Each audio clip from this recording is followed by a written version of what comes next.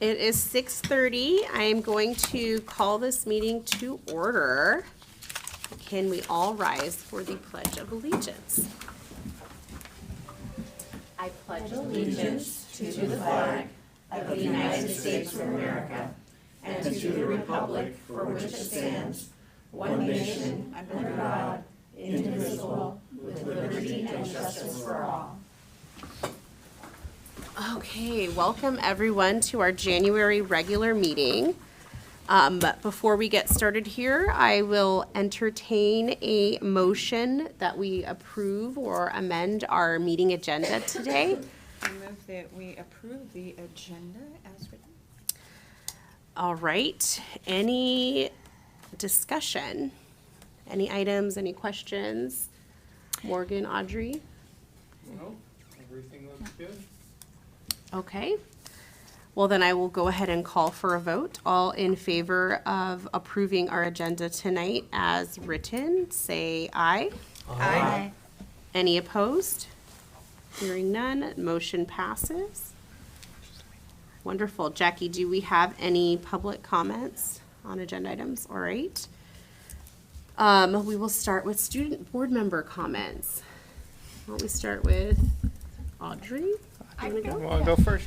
Okay, so a couple meetings ago I mentioned that DECA was doing a financial literacy paper, and that's when we introduced the classes. But the final paper, which is a total of 20 pages long, is being submitted on Monday. So we'll see how that goes, and if it goes well, then, so that's submitted into DECA State, and if it goes well, then the 3 members who wrote the paper will go to nationals. So we'll see the results of that soon, but that's what I got. Where are nationals? Orlando, Florida. Wow. Oh, darn. Yeah, so hopefully. Wow. Are you one of the 3? Yes, All I right. am. Yeah. I hope so. The contest, so it's a financial literacy paper. It's a 20-page. Yeah, so again, a couple of meetings ago, I mentioned that we taught classes, like, for our paper to introduce. So the goal of the paper is to introduce a solution to mitigating student debt. So that's what it was about. But yeah. Do they only send a select few, or do the folks who've submitted have to meet a certain threshold and then they automatically go through? It depends on how many people in each state do the paper. So I think there's a total of 7 who go to nationals in each state, 7 groups, 7 schools basically. But if 4 people from each state, actually do it, then all 4 of them get to go to nationals. I don't know how many are in our conference state this year, but we'll see. Oh, Well, that's good exciting. luck. Thank you. It's very exciting. My stuff's not super exciting. There's our mid-year dance Tolo is coming up, not this Saturday, but it'll be next Saturday, the 28th, with a spirit week leading up to it. And I know there were some concerns about the days, but I talked to admin over at the high school, and they were approved by admin prior to any advertising or before it was official. And then we had yesterday, 2 days ago, we had our round table at the high school, which went over very well. There is a lot of students showed interest in the legislature and getting involved in some legislative advocacy. Wow. So we have a group of students now that are very eager to help with the process, and they want to make their voices heard, which is pretty cool. All right. Yeah, But- I'm excited about that. Yeah, and then our next one is coming up. I'm not sure when exactly it is yet. I'll need to talk to the girl who's coordinating it, but it will be more of a smaller lunch style meeting instead of the full-on forum with 20 or so students. We'll probably have 6 to 10 instead. Yeah, and I'll want to have her work with Jackie because as the board wants to expand that to multiple smaller ones, including all the buildings, we'll want her to kind of coordinate that with Jackie. So, Okay, I'll send her Jackie's way then. And what is that girl's name that you were working with that day? Her name's Nevaeh Baker. Nevaeh. Okay. Yes. Okay. Yeah, she's the one in charge of organizing these forums for this trimester. Next trimester, depending on classes, it may change, but as of right now, she's the one that is coordinating that for this trimester. Thank you, Morgan. And that's all I have. Have you guys been hit with the thing about papers writing themselves, if you know how to call them up on the internet? I don't think so. Well, The I'm new, the glad- new AI? Yeah, I'm Yeah. glad that's true, and I hope things go well for you, because you don't know whether any of those other people that you're competing with, you Yeah. know. Well, There's strict margins, so. but you know, John, I was doing research on that tonight because it's coming up for schools and for possible issues for college applications and stuff like that. But it's not that sophisticated yet, so if you use that AI to write your paper, if you're not checking the facts and checking that they actually answered the question you asked them to answer specific to the need, what you turn in might be gobbledygook. So there's still, even if that's you use, interesting. even if you use the AI to write your essay, it could really mess you up. So there's still a lot of personal attention to the work that's required. It's more about learning how to use an AI. If people are going to use it, they're going to need to learn how to use that AI tool effectively to improve their production more than to replace their Well, production. that's good, I understand it writes poetry, It does. yeah, so.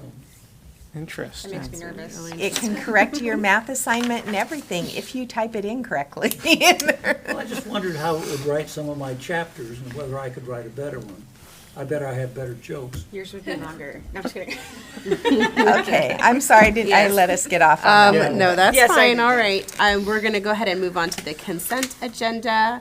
I will entertain a motion to approve the consent agenda. We approve these items like as a whole, as they're pretty perfunctory, and we've all taken a look at it ahead of time, I hope. Is there any motion?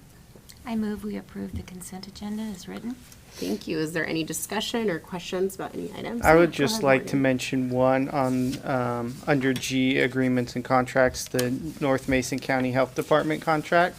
At the high school, we have been working on this, and we do have someone in leadership that is our designated representative fulfilling the requirements of this contract. Thank you. That was one of my questions, like the implementation.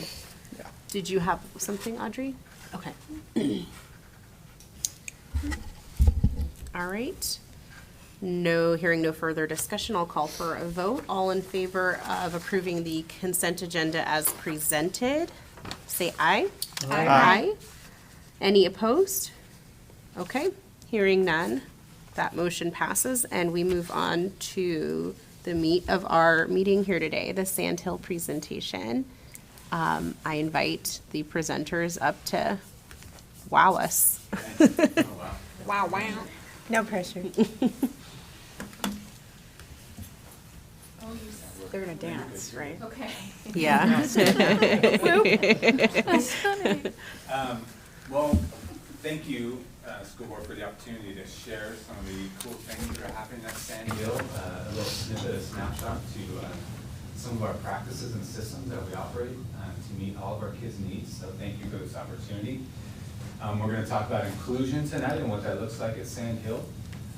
Rosanna Lampano, our assistant principal, is here, as well as Rachel Caraway, one of our special education teachers, Aurora Tolstrup, one of our special education teachers, as well as Megan Musson, one of our involved parents who has supported us through the years to kind of get that snapshot of Sand Hill. So I'm going to hand over to Rosanna. Do you mind going back a slide for me? It's, Thank you. oh, that one's not changing. Thank you so much, Jason, and thank you for having us here today. I am so excited to be a part of the North Mason School District and have just really enjoyed my time at Sand Hill. I'm so proud to be working with these outstanding teachers and to share with you just a snapshot of what we're doing here to support this vision of inclusion here at Sand Hill. So I thought I would start with just a definition so you know what we're dealing with. Our vision of inclusion at Sandhill Elementary is that we are engaging and challenging every student in every classroom every day. So that's a pretty lofty goal. And as a team, we kind of sit down and we decide how are we going to, you can advance. How are we going to address that goal within our building? And so we identified 3 main areas of student development to focus in on. And so those 3 main areas that I'm going to be speaking to today, as well as the rest of our team here, is academics, behavioral, and social emotional. If you want to advance that one more time for me. And so my goal here and what I'd like to share with you is specifically at the Tier 1 level, that's for all students school-wide, how are we addressing the academic concerns of our students? We are fortunate to run a win-time model at our school, which is a fantastic model that provides students with exactly what they need to be successful in the classroom. And so we use frequent progress monitoring as well as data collection to target specific skills for students. So we identify what skills are they really needing within the classroom. That can be those remedial skills, where are they struggling, as well as if we have high achieving students, how can we meet them where they are and provide them with some real intensive, targeted interventions to provide them what they need to be successful within the classroom. I do want to come back to that idea of frequent progress monitoring. So we're often checking in with our students to see where they are at. We work on a 6-week rotation, and so as we are collaborating with amongst those grade level groups every 6 weeks, then we will move students up or down or keep them where they're at based on that progress monitoring. But we also have some flexibility in there if we notice that there are some students who have reached their goal prior to that 6-week mark. Because we are using that frequent progress monitoring, then we're ready to move students in and around as they need, again, to meet them exactly where they are and to provide them with what they need to be successful within the classroom. As we move on to kind of how we're addressing those behaviors and the behavioral supports of our students, at the Tier 1 level, school-wide, one of the most important and influential things that we do within our building is called positive behavioral interventions and supports. That is PBIS, that's what it's kind of shorthand for. And PBIS is a fantastic system where we are showing students clear expectations. What are those expected behaviors in and around the building everywhere they go? So what does it look like to be respectful, responsible, safe, and kind as they're walking through the hallway? We have that clearly displayed with a matrix where there's a picture of what that location looks like, as well as some real student-friendly language that speaks to what that expectation should be. So those are all of the common areas around the building: lunchroom, assembly, recess, those sorts of things, as well as within the classroom too. Those respectable, responsible, and what was the first? Respectful, responsible, safe, and kind. Those are our 4 pillars that we target within our building. The students, if you go up to a student within our building, most of them should be able to speak to what does it look like to be respectful within the bathrooms. In fact, we're getting ready to do a reteach with students I'm really excited about. And I've had the opportunity to work with some students, and I'm doing just some short video clips with parent permission, of course, of kids displaying those behaviors in and around the building. And we're going to be using those videos to provide teachers with some tools and resources to reteach that within the classroom. Students are excited about it, they want to be a part of it, and so it's really something that we've found effective within our building. And then, of course, we know young kids, they are motivated by rewards, and so PBIS is a rewards-based system where we see them showing those expected behaviors, and we are rewarding them with positive tickets. Those positive tickets can be accumulated over time, and then they can, kind of like Chuck E. Cheese, they can turn them in for some prizes. They can have some hands-on products, some fidgets or some toys. They can also do some experiences within the building, and so a lot of students like to have like lunch with Principal Swayzer, or some extra time within the building with some teachers that they really enjoy. We are also trying to do our best to acknowledge those behaviors that we see with students. So as we hand them that positive ticket, then we're making sure to use feedback. Thank you so much for showing me that you were kind at the playground by connecting with the student in a positive way. So we're making sure that we're providing that feedback So again, they know what was the behavior that they did that earned them this positive ticket. So it's something that's really successful within our building. That's at that tier 1 level for all students. We know that there are still some students who struggle. And so we have a tier 2, tier 3 team. We meet weekly and we identify some of those students, we call them students of concern, who are struggling academically, behaviorally, in and around the building. And as a team, again, we're using data to identify why they might be struggling within the building and providing some supports, some additional supports outside of our PBIS system to help them be more successful in and around the building. And then as we move towards our social emotional, I'm excited to tell you that we are utilizing Character Strong pretty effectively within our building. Character Strong is a research-based social emotional learning and character education. I read that word for word because I'm sure I was going to mess that up. But essentially what Character Strong is that we are targeting specific character traits each month, and we're providing students with age-appropriate lessons to teach them about that character trait. So this month, we're teaching students about perseverance. And so they are having access to some video and some really nice age-appropriate conversations within their classroom where they're talking about what does it look like to persevere. And teachers are using that language in every area of the building. It's brought up in our morning announcements. And at the end of the month, we like to celebrate those students who have really exhibited that behavior.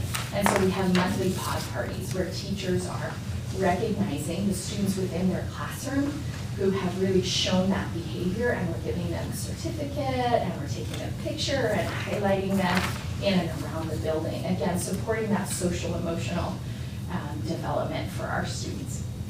So I feel like with our win time model and our PBIS and tier 2, tier 3 supports, as well as our Character Strong curriculum, at the school-wide tier 1 level, we are really making some fantastic strides in really supporting the student development and providing our students with what they need to be successful at school and within this inclusionary model. I thought it would also be interesting for you, and Jason and I thought as well, be a great opportunity for you to see what does inclusion look like within the special ed department and within with our special education students. And so at this time, I would like to invite Rachel Caraway and Aurora, who will come up and address how they are meeting the specific needs of their students academically, behaviorally, and social emotionally. Thank you. So we kind of decided to divide and conquer. I will talk a little bit about behavioral, social, emotional piece, and then I'll get to Aurora and she can talk about academics. But we both feel very strongly about inclusion and the importance of all students learning in the classroom effectively. And so we're really trying to focus this year on how do we help teachers, how do we support teachers so that they feel like they have the tools that they need to be able to do this well. And social emotionally, we're using Character Strong, which is a really great curriculum. All students are participating in Character Strong lessons. And I think that just that first step, tier 1, is already making teachers feel more comfortable. But what we're finding is that it's much more effective for kids if we push in to the classroom to support social, emotional, and behavioral versus pulling them out.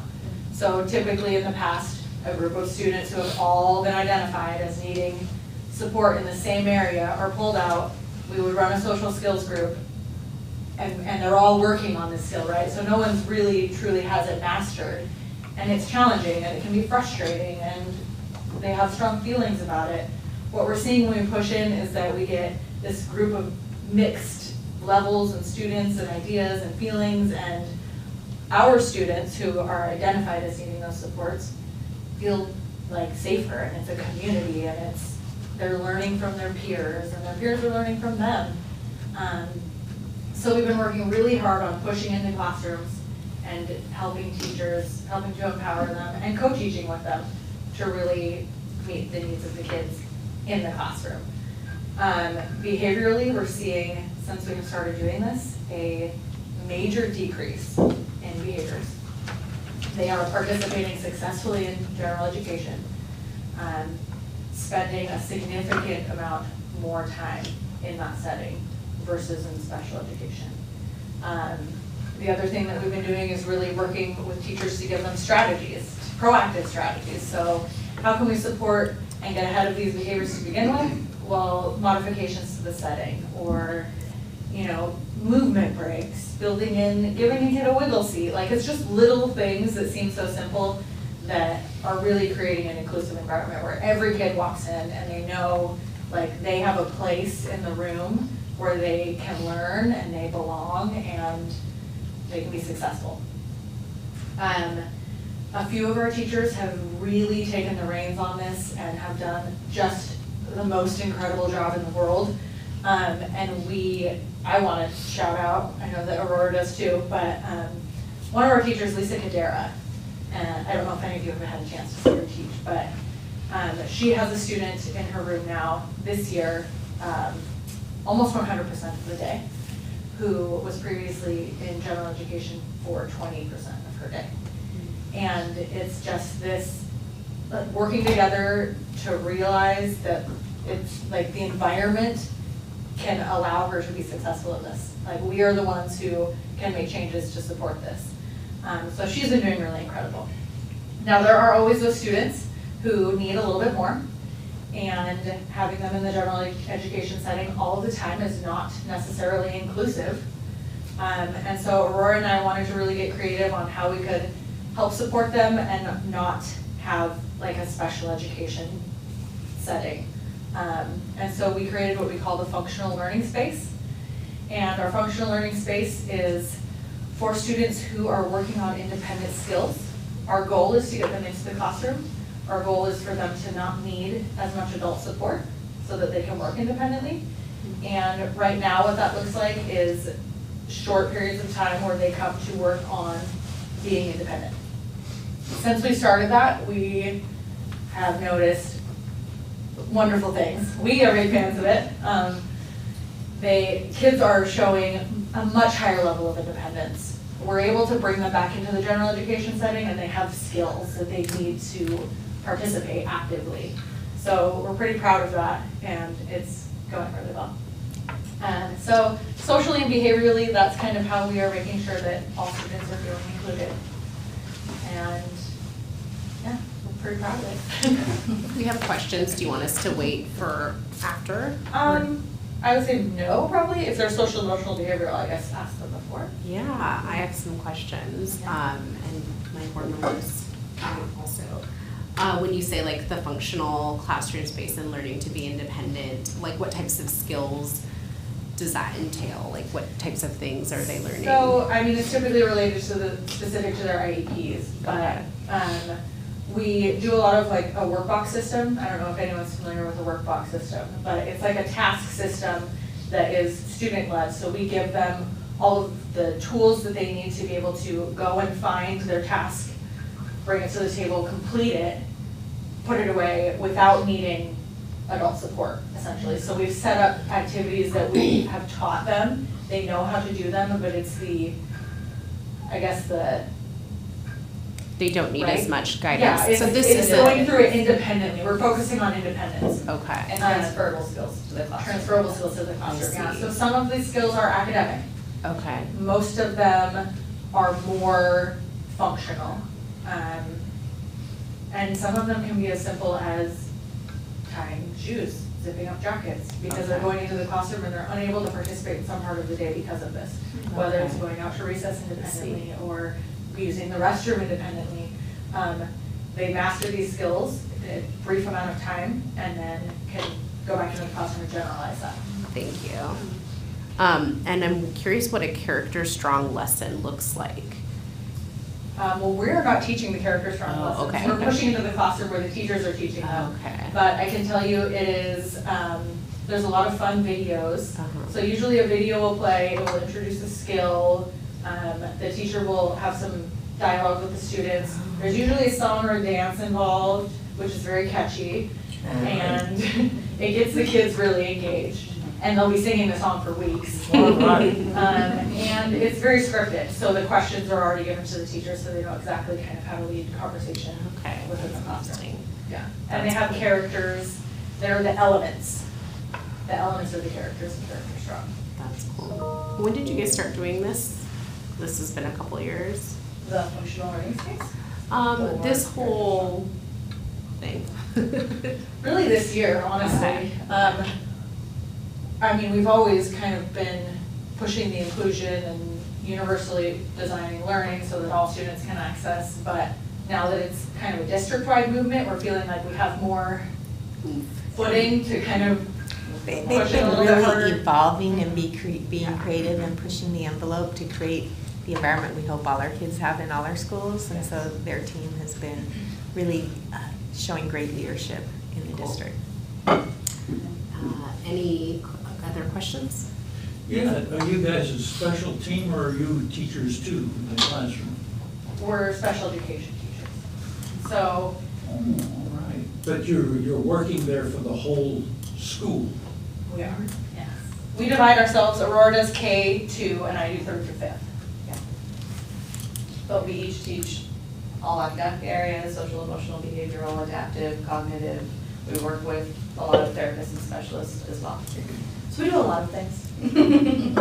Well, that's good. Is that typical in schools these days? Or are you guys a rare bird? I like to think we're rare birds. I think, by true and honest opinion, and I've been a special education teacher for 2 years and a general education teacher longer before that. But my true and honest opinion is that the model that North Mason is doing is where it's at. It is fantastic, and I think that it is the way it should be in my personal and professional opinion. And I think a lot of neighboring districts, what I do know about them is they're very different for a lot of different reasons. But I think it would be a beautiful thing if they were all similar to the way North Mason is doing it. So you could take this show on the road and. Yeah, let's do it. Jason's ready to talk. Seriously. It would be great when we see the results of this new engagement in scores. And I think we already are kind of seeing some of it, but end of year will be fun to look at. We're seeing much more significant growth. Excellent. Well, that would be just wonderful. Something I believe about North Mason is that our district is a leader in a lot of things, bright new things, and a lot of things that come to the conferences are things just like this, and showing off something that shines. I think that would be really cool for our school to. That's true. Do We should something have like a that. breakout session at Wasta next year. Yeah, We should put you guys on the Character road. Strong was well, Character Strong was brought to our conference to teach us a little bit about what it was about, but and showing it in work. And we do plan to present at WASDA next year, but the team doesn't know yet, but we have been selected as a district to present at AWSP WASA Summer Conference on our way. So we'll be looking for presenters to be part of our team. I didn't mean to spoil anything. Spoiler If alert. I were to dump whatever topic I'm supposed to be writing a letter on and write about this, You can, that would be awesome. and who would I speak to? These ladies and gentlemen right here. Let's, Would you leave me a card with an email, maybe all of you, and I will do that? I think one of the things that the public needs to be aware of is where we're leadership. The only talk I get when people talk at the public schools, they talk it down. And I want to give some things that are true, Yeah. if possible. And John, I'm going to stop you here. I want them to be able to finish the presentation. But are there any more questions That'd for be great. Rachel? Okay, go ahead. Well, what a thing to follow. So like Rachel said, I teach kindergarten through 2nd grade special education students. But in talking about the academic piece of our school and our system, the beautiful, wonderful thing that is very inclusive is that I don't only work with students with identified disabilities. And our win time model gives me the opportunity, and all of our teachers, whether they teach English language learners, students with disabilities, general education students, it gives us all the opportunity to collaborate together and take a look at the data and see skill-based areas and pockets where students need extra support. And so as a special education teacher, I'm able to bring something a little bit different to the table and work on maybe more intensive skills with students. Rachel does this too in grades 3 through 5, both of us do. But as far as academics are concerned, during that win time piece, we also have students that have identified disabilities who will have their intervention time or those specific skill focuses taught by a general education teacher, which is a very inclusive and beautiful thing. In fact, I work very closely with the first grade team at our building, and they are incredible teachers. However, I don't actually work with many of my students who are on my caseload with IEPs because the teachers and I are collaborating and we're working very, very, very closely to ensure that their needs are met and they're getting those skills. But they are in different classes and they are with their general education peers. They are with their non-disabled peers. And so it's fantastic because they can learn from their peer models. They can learn from different teachers. They're comfortable with more adults in the building. But it also has that embedded social, emotional, and behavioral piece that Rachel talked so eloquently about, because they are learning about a different environment. They are learning how to work with different students. They're learning to persevere through challenges, and they're able to get used to different systems in place where some of our students with disabilities, that can be a challenge. So that win time model really supports those academics, plus the social, emotional, and behavioral, which is just beautiful. And that is a really, really fantastic thing I think about our schools. We've really taken this win time model in kindergarten, first, second, third, fourth, and fifth, and we've really run with it. We see a lot of good improvement. We see a lot of fantastic growth for our students with disabilities and without. But it also gives us an opportunity to work together as a larger team to bring up any academic concerns to that tier 2 and 3 group for their meetings, like Rosanna talked about. And speaking along the lines of the first grade team, they're fantastic and very inclusive in everything that they do. And there's a first grade teacher that I wanted to highlight who is really, I feel, just gone above and beyond. Her name's Sierra Holman. She teaches first grade. She has several of my students in her class. And one of those students has a paraeducator that he works closely with. And she took it upon herself to take all of his IEP goals in every area. And this student has multiple service providers and has multiple IEP goals.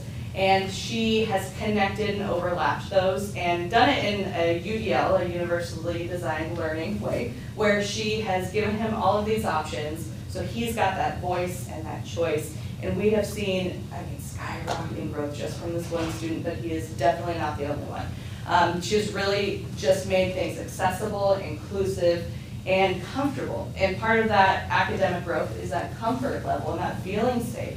And that being able to take academic risks.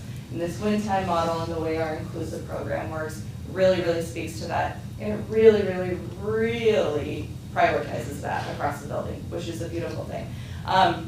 We also have, we work with students, like I said earlier, who are not just identified as having disabilities and are not just the students on our caseload. So we also get to work with students who are perhaps there is a behavioral challenge and then that has caused some academic barriers for them. So we're able to really work closely with those students and their teachers to do exactly what they need. So when special education teachers talk, we talk about the individual student and that specific need and that specific path for that one student. But this win time model and our academic component of that really lets us do that for every single kid in the school. It's really incredible. It is a lot of work. It is a lot of logistics. There's a lot of opinions and a lot of materials, but they're worth it. Obviously, the children are worth it.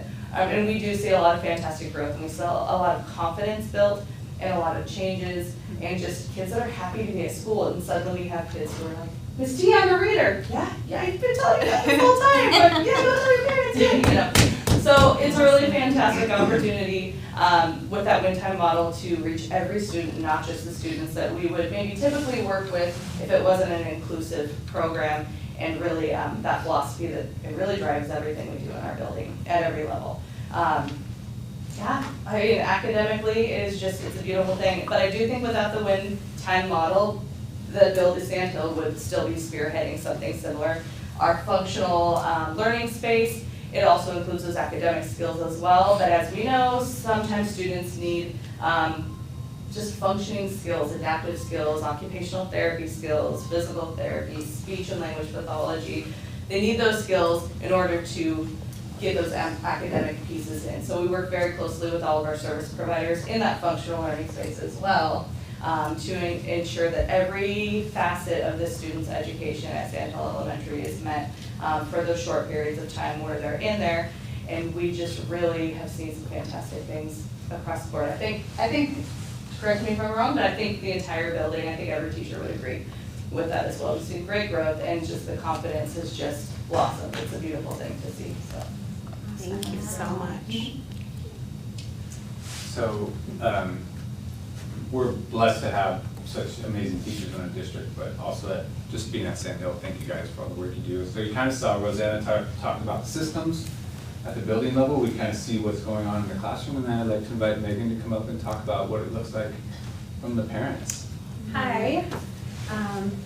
Most of you know me, but for those of you who don't, my name is Megan Lesson. I am a parent. You want to come school closer? teacher. Hi. I'm Megan, and I am a parent in the school district. I have a student at North Mason High School. She's a freshman. And then I also have 2 students at Sand Hill, Amelia, who's in 3rd grade, and then Sammy, who is completing his 8th and final year at Sand Hill.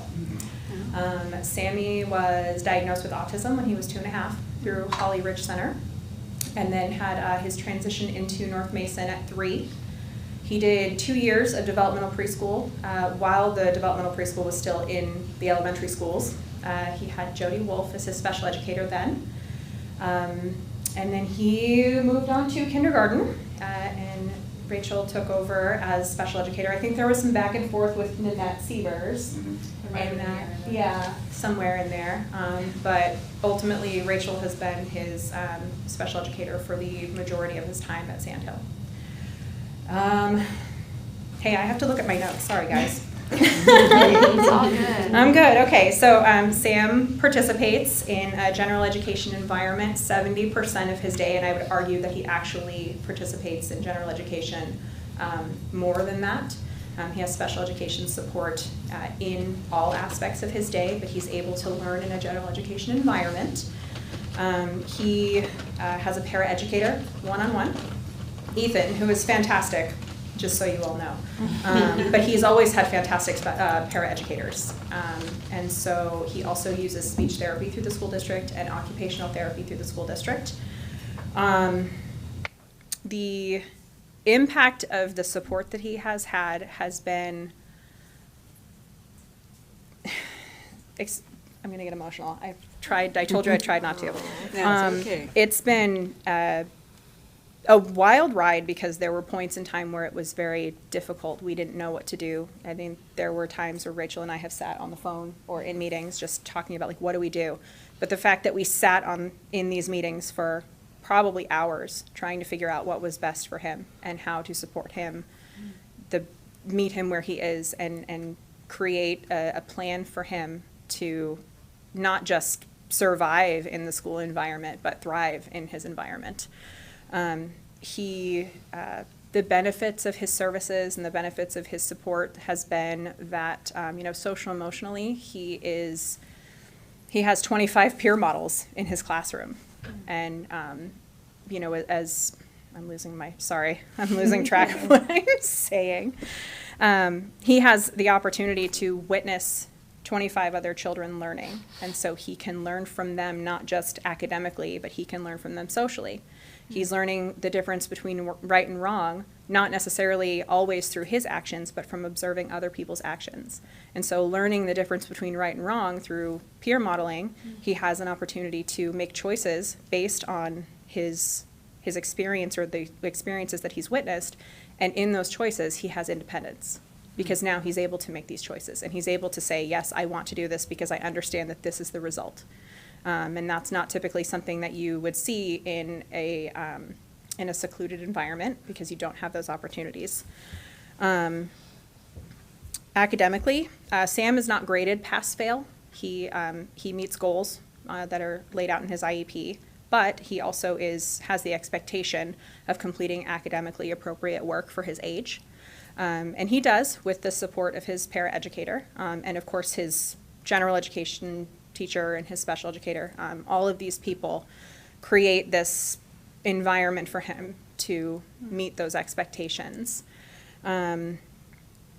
We've seen massive growth in his behavioral, overall I'd say behavior has seen the biggest growth. Not that academics aren't important, but Sam used to have a really hard time staying in class. He could not, he had to have somebody with him because he was such an elopement risk at the time that he would run out of classrooms. He tried to exit the building. He became physical to try to get away from the environment. And so with putting all of these different supports into place, he has opportunities to leave the classroom when it's appropriate, because that's the expectation that's been set for him. He has the opportunity to stay in the classroom. Even if it's time for him to leave for a break, he can make the choice to say, no, I want to stay. Academically completing work, Sam does not enjoy writing or pen to paper anything, so we put a plan in place for him that he has to dictate his assignments, and his paraeducator will help him in writing some of it, or just writing an example and having him copy it.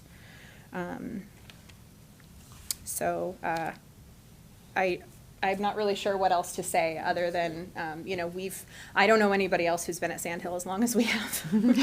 There may very well be children who are in his developmental preschool class that have been there as long as we have, but we've had just this experience with him, just seeing him change in so many different ways. And when I say that, you have to understand that when Sam came to Sand Hill, he didn't speak. He didn't look you in the eye. He didn't acknowledge people when they walked into the room. He was, for all intents and purposes, a pod person. And that sounds horrible to say that, but, and at one point I told Jody Wolf that she helped turn my little Pinocchio into a real boy. Because and it's true though, because he, and now he's excited to go to school. He wants to. He wants to participate in activities, and not just in school during school hours. Sam also participates in science club after school. Wow. Because he's given the opportunity to have paraeducator support outside of school hours, so that he can be included in these things. How old is he now? 10. He's 10. Wild. So yeah, he's and there's a lot of things. He does need continuous reminders for things. He needs things set up for him to be successful. For example, you can't tell him to go get his shoes. You have to just kind of put his shoes next to him and say, all right, it's time to put on your shoes. Things like that. But again, he's in an environment that has been specifically tailored to him, so that he doesn't have to have those moments of, oh, I forgot, or I'm sorry, apologizing for something that's out of his control. He doesn't have to do that because he has such amazing support. So, and I can say, not necessarily as a parent, but as I work for Holly Ridge, and I'm a service coordinator there, and I do work with a lot of other school districts. And the experience is very different at different school districts than it is here. And we had an opportunity to move out of state a couple of years ago. We chose not to, because we did not think we'd find another school district like North Mason. Wow. So That's really something. that was the number one thing on our list, is we're not going to find this somewhere else. So Wow. Wow, that's Thank you, Megan. wonderful testimony. if you guys have any questions. No, good job. I have All a kinds of thanks. Yeah. I shouldn't have drank that 7th cup of coffee. I was just gonna say, I feel like we've sort of talked about with Amanda being here in the back and communicating all the stories all the great things that happen in our district, and wanting to do more. I think in the elementary schools, you told me the other day. I feel like you guys should connect with Amanda and then maybe with Megan too, if she's willing, and kind of hook up some stories. I feel like there's lots of good things to share here. I wanted to ask kind of a tough, kind of an awkward question maybe. I think all of us here at this table are think this is amazing and in support of this. What do you guys as parents and as the educators say to folks who might be so either teachers or parents, right, who are well, this situation is too disruptive for the other kids? Could you speak to how this impacts gen ed students and the benefits you've maybe seen those kids have in getting to experience being in this inclusive environment?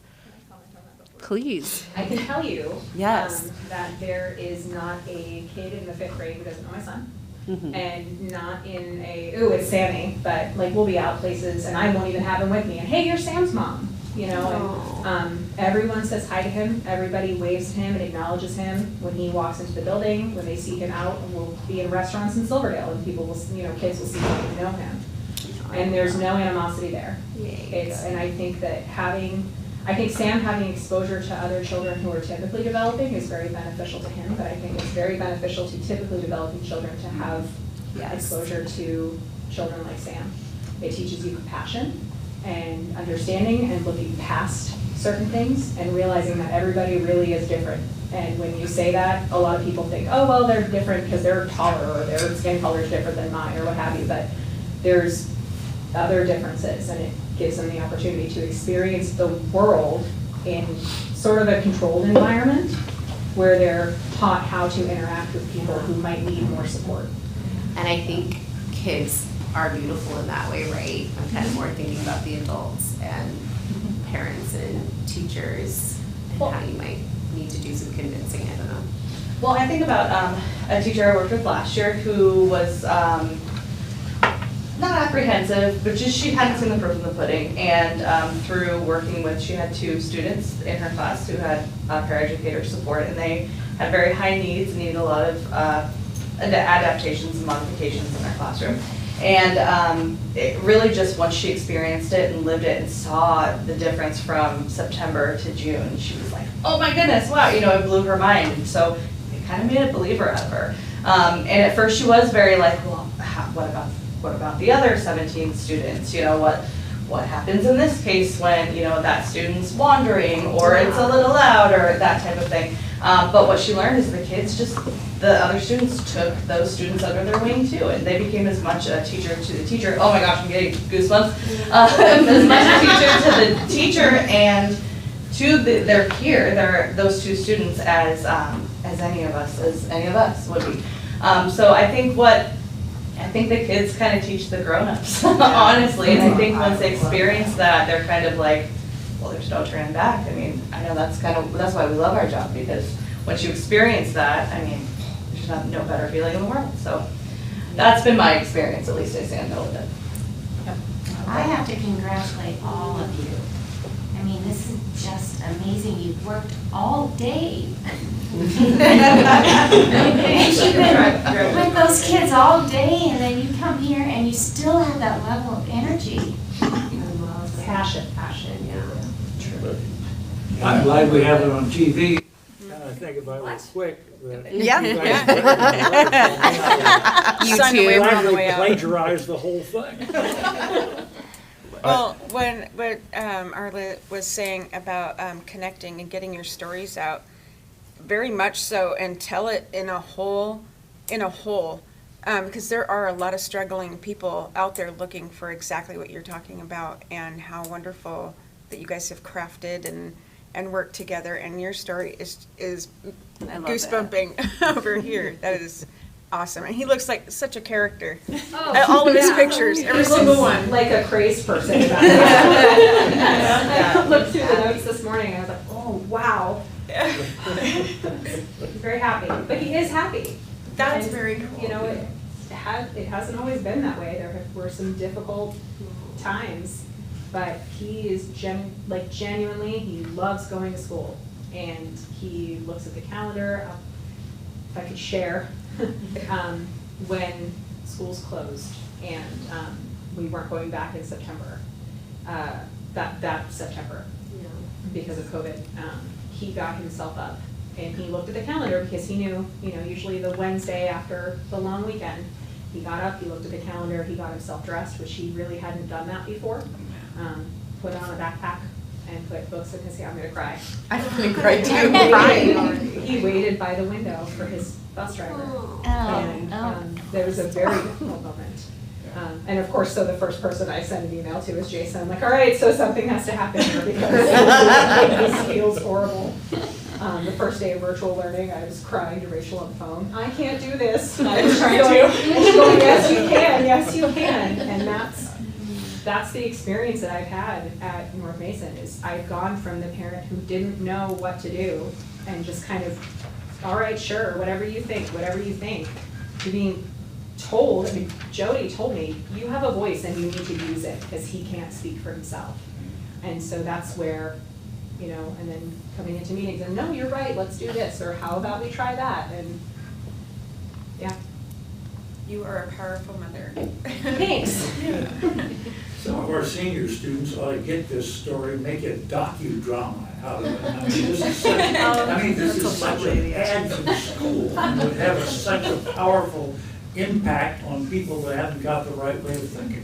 It'll have college way of working its way out there, just through him moving through the school, how he does, and people meeting him and him being comfortable. People will ask questions about that. He's going to be a leader. But I just wanted to thank you guys. Having two kids, one that is at Hawkins now and another that is at Sand Hill.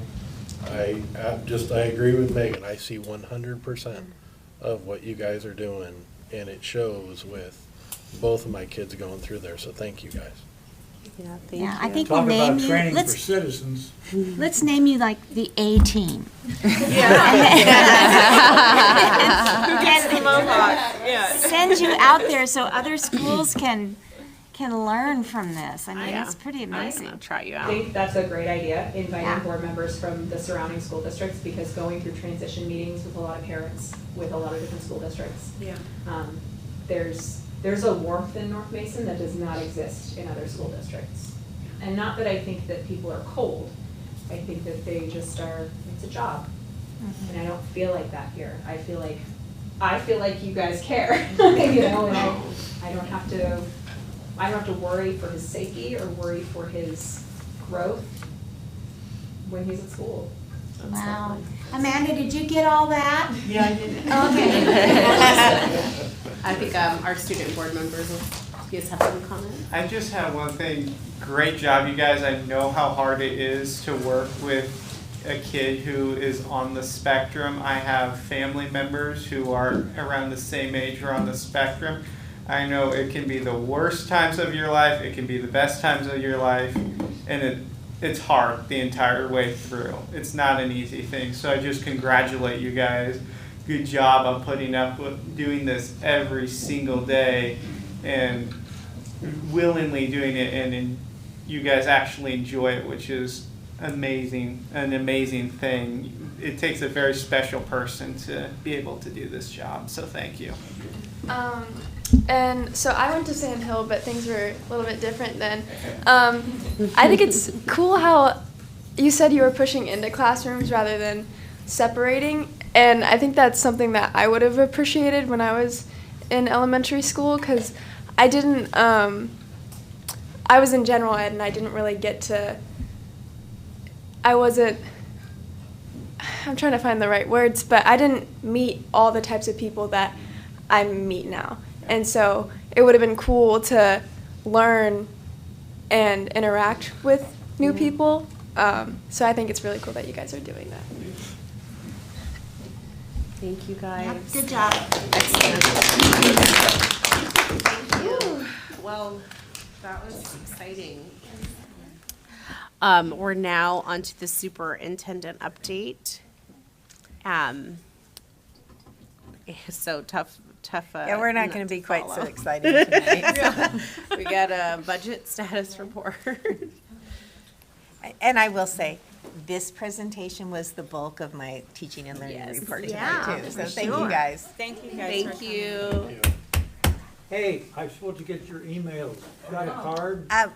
Jackie will share that with you, Yeah, John. they're all on. Okay, all right. We got it. Bye. It's good to see you, Megan. Thank you, guys. Okay, Try hi, to Dan. follow that act. It's just It's going to be really tough. You have a heart-wrenching. Absolutely. Hopefully not. No. Report like that. You have to dance though. Oh, my goodness. So, well, good evening and happy January. That was just amazing and phenomenal. That was a wow presentation, and so was Belfair Elementary's last month. So I am really just honored to be part of this district. And all the things they said, I believe, are true about us being a warm and welcoming place for all kids. And I think it not only helps parents feel safe having their children in our schools, but it helps our staff want to be part of our culture and part of our school district. So my job is really to help us to be fiscally sound, to support all of these different programs and to support the good work that we're doing. And that's my mission and my passion and goal in my present role. So, so I'm here tonight to present our budget status report for month ending December 31st. So all the data that I'm sharing with you is financial data is as of December 31st, and there has been some time that's transpired since then. So it's not necessarily where things are exactly today. The enrollment numbers that I'm going to share are as of our first school day in January, so our January count.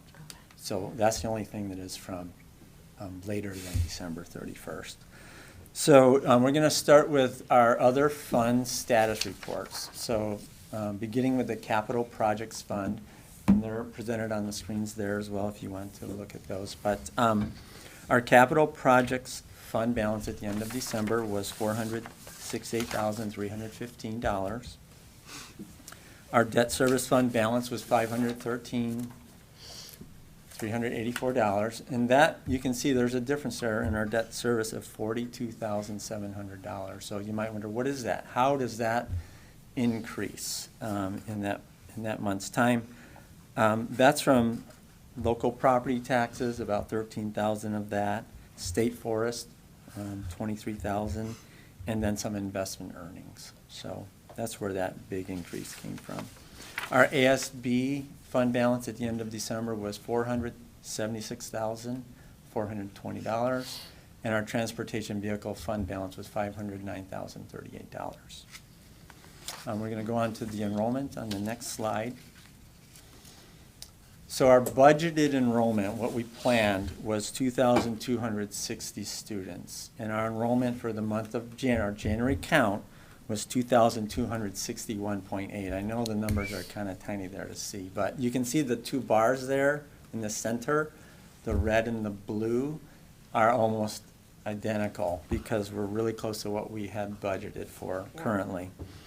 On the far right, on this graph here, we have it shows August. It shows in red our budgeted, and then the actually, I'm sorry. That's the average. That's not August, that's AVG. It's so tiny I can hardly see it from here, but that's our average. So our average is 2,343.8. 2,243.8. We know what you meant. Yeah, Yes. we could see it. So that's our average for the year thus far, for the school year thus far. 2,243.8. That's a little bit affected by that September enrollment, which is a little lower because in October we started counting the running start, and that wasn't included in September, so therefore it affected our average. But our average since October is very close to our budgeted amount. So let's go ahead and move on to the general fund, starting with our revenues. And Jackie's going to make that larger. Thank you. So on the top, you can see our total revenues actual to date to December 31st. We had received 29.35% of our revenues, and we had projected at this point in time that we would have received 31.08%, so pretty close to what we had projected. Our year-to-date revenues from local sources, we're at 38.13%, and our projected was 41.04. So again, we're close to what we had anticipated.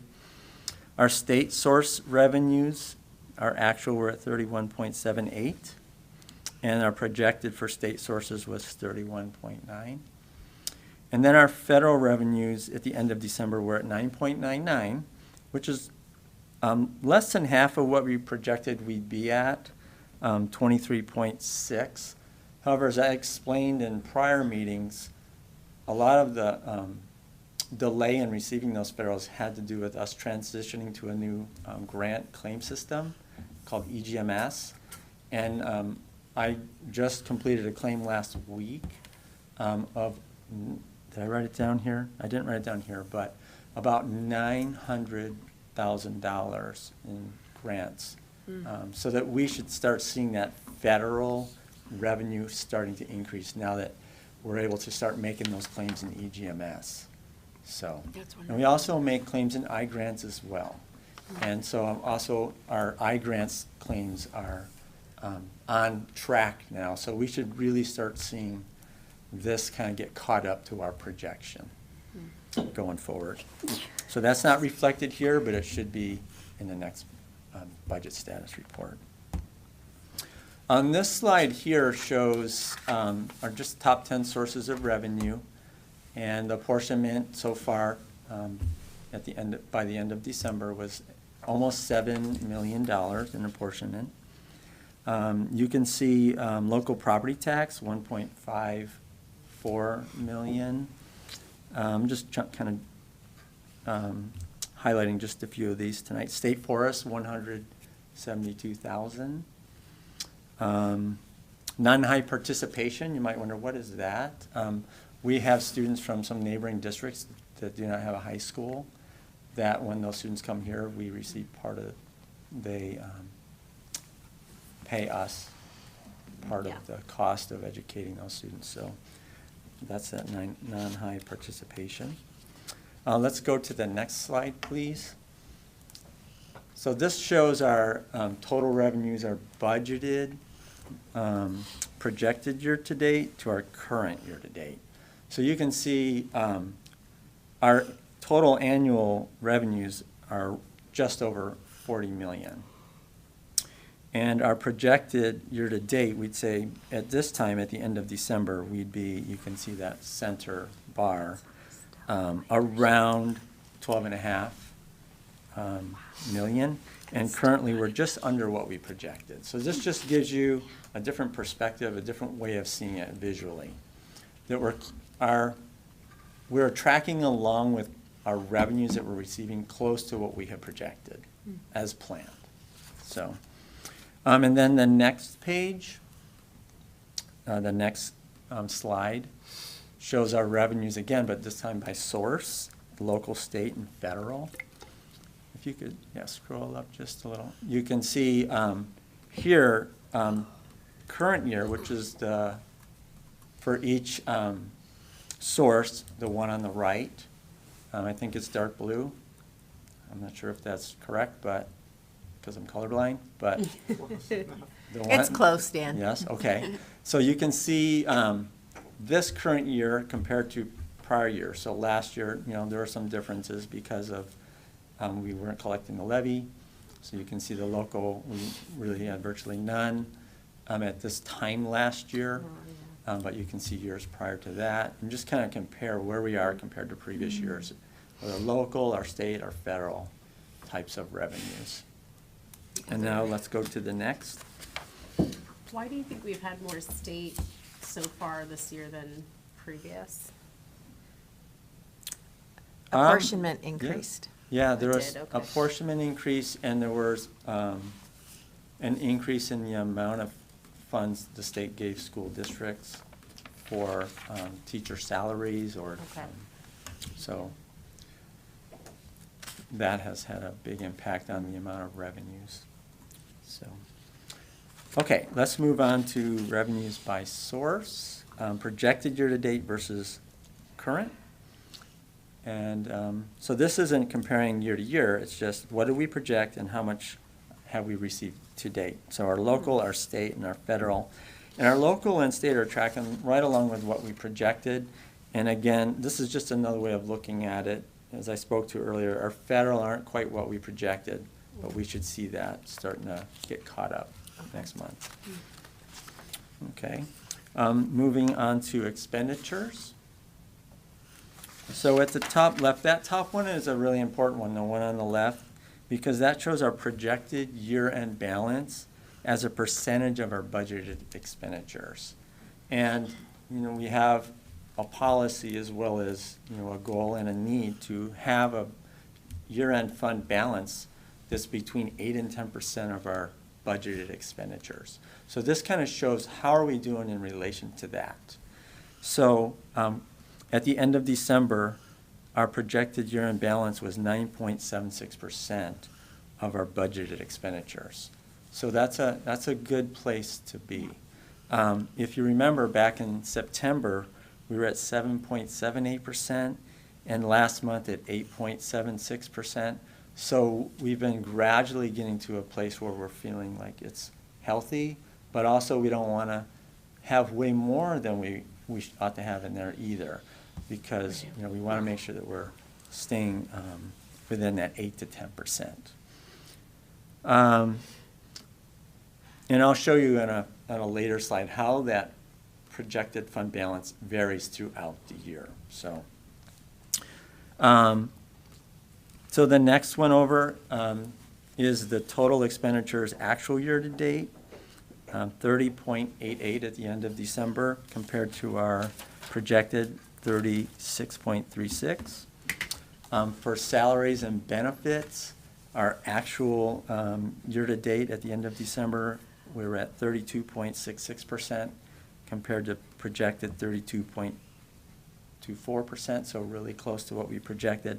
And for basic education, 29.78 compared to 35.77.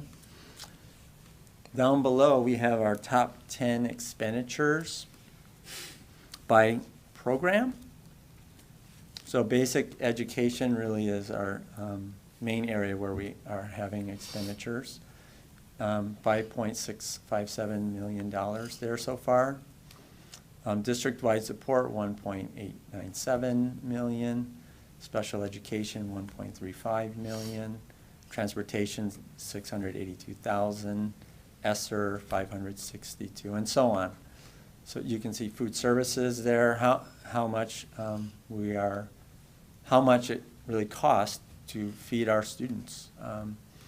So about $500,000 4 months into the school year. So, and those are, you know, actual costs. So our total percent of our expenditures, those top 10 make up 93.16% of all of our expenditures, those top 10. So then let's, that down there on the bottom right. So it just shows that those 10 expenditures, those 10 areas make up 93% of all of our expenditures. Let's go on to the next slide, please. This shows our total expenditures budgeted and versus projected and our current. So we have budgeted for a little over 40 million, about $41 million in expenditures this fiscal year. And currently, the one on the far right, is just a little below our projected year-to-date expenditures, as you can see. So that just gives you that visual comparison. Let's go to the next slide, please. This shows our expenditures by object, prior year-to-date versus current year-to-date. And you can see salaries for certificated. That's really where we have the largest amount of expenditures. You can compare this year to last year and prior years. As Superintendent Rosenbach said, there's been some changes in the amount of apportionment that we receive. Much of that goes towards teacher salaries, certificated and classified salaries and benefits. The first three, really, that's all that is. Salaries certificated, salaries classified, employee benefits for both. Also included in here are supplies and purchase services, where you can see that trend over the last 4 years. So let's go to the next slide, please. This shows expenditures by object, projected year-to-date versus current. So not a trend across years, but what do we project and where are we currently as of December 31st? So for the most part, we're really close to what we had planned. That's supplies. I noticed, as you did, Arla, there's that difference in supplies. And as the year goes on, you know, that's something that we'll take a look at, and if you know, we wanted to be strategic about that and look at it and make adjustments, then that is something that we'll do as we get further along in the year. Let's go on to the next. Do you think the purchase services will even out? You know, that's yeah, it could possibly. You know, that includes a lot of different things. services for, you know, like OT, PT, those kinds of things where we don't hire an employee, we contract with, you know, Yeah. a service that provides people with those kind of credentials. It also includes services like repairs, so there's a lot of different things. It's maybe a little bit harder to kind of be as close in your targeting because there's variability. It's harder to predict at times. Do we have, I'm not sure how it works, is it restricted to where, like, if we, like how we're not spending as much in supplies as we budgeted, are we restricted to only spending the amount, that was allotted for supplies in that supplies fund, or can it float over to like purchase services or somewhere We else? can, How does it We work? can make Yeah, budget we- adjustments yeah, at we the can make build- those- at the budget district level. adjustment. It And- depends on what we do. And how we and do it. it's close, we're not halfway through the year yet, but it's Sure, close to a time where we'll look at that and be thoughtful, and if we need to do that, so that if it's not restricted, if it's restricted, it has to stay. There are some areas of the budget that are restricted, but if it's not, then we can make some decisions I see, so around it's how we might wanna probably- make sure it's being used in a manner that's And supports our that can also budget. be dollars that are showing there right now that are set aside for some major purchases. Sure. Like technology piece materials or new curriculum and stuff. So those Yes. things haven't happened yet. And if it's restricted, it's like, it's restricted because of the source it's coming from. Right. Okay, I But understand. it might not be that they're restricted, but there's a plan, as Exactly, as yeah, Dana that said, too. that, you know, Okay. we're looking at a social studies curriculum adoption, and that's gonna, you know, that could Come be one of the later. things Okay. that it's being saved for, not necessarily restricted, but saved for that. Yeah, no, that makes sense, thank you. Okay, let's go on to the next slide, please. So here we show the year-end fund balance for the school year, as well as comparing to previous years, and also what is projected. Are you able to make that a little smaller so the whole thing? Can you is zoom in? out? Yeah, thank you. Perfect, okay.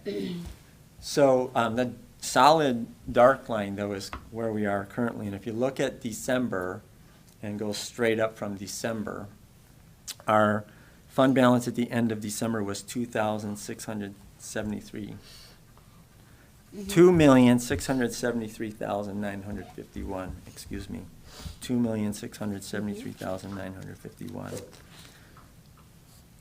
And if you go to the far right, in August, you can see our budgeted year-end fund balance at 3,244,558. And our projected currently is $4,027,004. So now, you can see how that fluctuates across the year. You know, it's based on different factors, like the way our apportionment is given out at different times of the year and so on. At the bottom of this, there's another way of looking at it. If you scroll down, this just shows our actual and projected fund balances in a different way. So the months through December are actual, and then from January on are projected. And so if I continue to show this, you'll see some of these bars change in length based on that. So it's just another way it does mirror the line graph above. And let's go on to the next slide, please. So this shows our revenues and expenditures, current year-to-date versus our budget, and the percentage we're at compared to what we budgeted. So on the top half, on the right side, you can see that as of December 31st, we had received 29.35% of our budgeted expenditures. And if you think about it, that's about 30%. We're a third of the way, through December, a third of the way through the school year. Yeah. And so it makes sense that we would have received about a third of our revenues. And the same goes with the expenditures below. At the end of December, 4 months, through the year, or 1/3, we were at 31.13%. of our budgeted expenditures, which is about where you'd expect us to be at. So, at the end of the year, hopefully we would see those at 99.9, both of those, the revenues and the expenditures. So we want to just see that incrementally going up towards that. On the very bottom, those two figures on the left, you see $2,437,852 is an ending fund balance prior year to date. And currently on the right, $2,673,951. So you can compare the fund balance last December to the fund balance this December that way. So it's close. Dan, could you explain this line, other financing uses? Other financing uses. So that is money that is for our debt service, and we do Okay. transfer. So we just did a budget transfer in November to pay towards our debt, Okay. our bond. And then there's another 290, I'm sorry. There's another amount that will be transferred later, but I don't see it reflected here. But that's what that is. That's budget Okay. transfer for our bond. It's just red. Is it red? It's red. I hate red. I can't see Oh, that. sorry. Yes, those lines, They're Dan, but the negatives. ones starting with surplus and going down, part of why those are red often throughout the year too is, and you know, we've had this conversation before, but we have different people at the table now.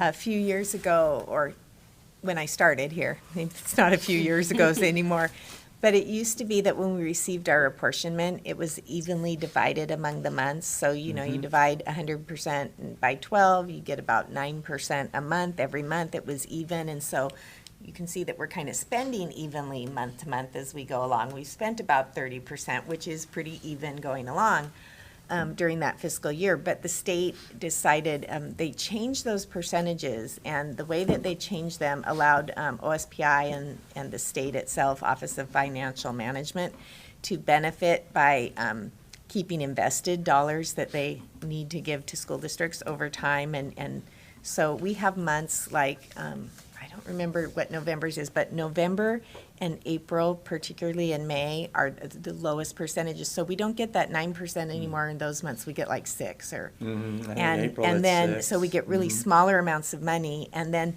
in July and August, the last 2 years of months of the budget cycle, when we no longer have kids in school, right. we get 12.5% each of right. those months. So during the summer, we're getting 25% of our apportionment for the year that Yes. we already had. So Yep. we're supposed to be spending that money on the kids we had this year. Right. Yes. And so our budget ends up reflecting red until that all gets Sorted out. sorted Yeah. out. Thank you. It's not an exact science. And now I remember, Laura, about your question, what are those other funds? So if you look at current year to date, $295,965. That amount of money is a budget transfer in November to use towards our bond. And then the annual budget, though, is, we said it would be $341,000. What about the rest? Well, we have an interest payment, I believe in June, May or June, and that's gonna be that $54,000 Okay. difference. So at the end of the year, it will have totaled $341,863. Okay, thank you. Jackie, And could it's you zoom going- out just a sec? It's transferring from our general fund Thank you. to our debt service fund. Okay. So this right here is just all about our general fund. Okay. Oh, So okay. this, all of these last pages have all been our general fund. And so that money's coming out of our general fund, that's why it's showing in parentheses here, we're taking it out. We're subtracting it, but it's going into our debt service fund, Yeah, so I it get- can be I used get towards it. that debt. Okay. So, Thank you. I didn't know you were colorblind.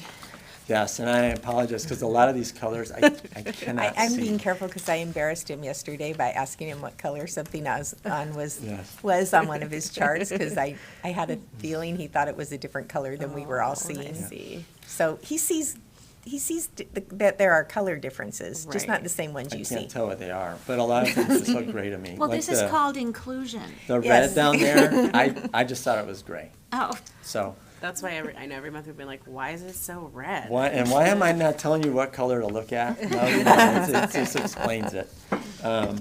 But anyway, I made it through life this far, so I'm doing all you're right. doing good. So, the last, if we get to the very bottom, I know, and we have these beautiful color You're the charts, and I most can't take colorful, advantage of it. like, The last, this is to give that visual really of what we just looked at. Revenues by source, prior year to date versus current. So you can see the local tax, a big difference there because we're collecting the levy and bond taxes. The state general, state special, you can compare this year, current year to date versus last year at the end of December. Federal special, the same thing. And then on the right, this is by object, so you can see salaries, certificated versus classified, the salaries and benefits combined. Just for that comparison. It's not that we have more staff that we're paying a salary to. There's been some salary increases, they've been bargained, it's part of the IPD, what the state is providing teachers for the increase based on the economy and whatnot. So, and you just think about it. I mean, we all experience it every day. $1 is not worth as much today as it was yesterday. It's that same concept. So it looks like a big difference, but really it's based on, the way that the state is funding education. So do I have any other questions? I'd just like to say, I don't know what you've done, but this was the clearest presentation that I can remember. I always have to work hard to understand these things. This one seemed easy. Have you done something different with charting? I broke it down, John, because a lot of these were 4 or 5 charts on one slide. Yeah. Which made them really tiny and hard to really see, so I've I broken found it this apart. easy to understand, and I appreciate And, what and I you- enlarged it. Yeah, well, Yes. I appreciate the difference. So, Oh, good. I appreciate that Excellent. feedback, and I don't, I've had some really good people that show me how to do this presentation. I learned a lot from them. But also, these video recordings, I go back and watch previous finance directors and learn from them. So I'm always trying to think, how can I present this in a way that's more understandable? So, Well, this was really Thank clear you. to me. Yeah. Yes, thank you. you're Are welcome. there any other comments or discussion on the budget report? Thank you, Dan. Oh, you're welcome. Hey, Dan, I know you need to go work on some stuff, but before you go, can you help me with the next piece? Absolutely. Okay, I'm going to skip to the last part of my teaching and learning update so that I can take advantage of Dan and Sure. then let him go work on some things. Would you pass these out while I'm reading aloud? Thank you. So January is National School Board Appreciation Month. And in honor of that, we do have a certificate for our electeds to give to you today, to thank you for your work. And I know that the things that you heard about tonight from our teachers and staff at Sand Hill, and the things that you heard about last month at Belfair, and all of the good things that are happening in our district are because of the work that you do on behalf of our children. And we want to thank you and honor you for that. So we don't have a lot of extra monies, but we did print you some really nice certificates. I remember us getting And a I would present like to last year. read, while Dan gives you those, the governor's proclamation into the record. So it says, whereas the mission of Washington's public school system is to ensure that all students achieve at high levels and possess the knowledge and skills to be responsible members of a democratic society and enjoy productive and satisfying lives. And whereas Washington's 295 locally elected school boards of directors and 9 elected educational service district boards are the core of the public education governance system in our state, serve more than 1.1 million students, and have a combined annual budget of over $15 billion and employ approximately 120,000 people.